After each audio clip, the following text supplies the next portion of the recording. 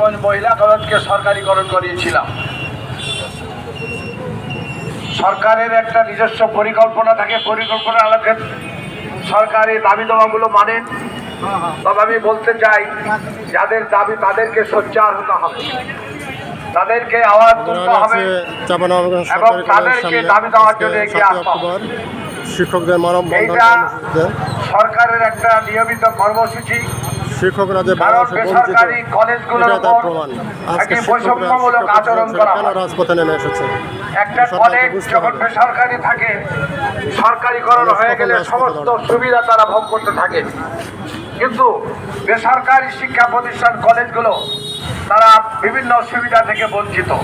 এজন্য আমার দাবি থাকবে, সরকারের একটি ঘোষণার মাধ্যমে, বর্তমানে অন্তর্বর্তীকালীন সরকার রয়েছে, তারা এই দাবি কতটুকু পূরণ করতে পারবে।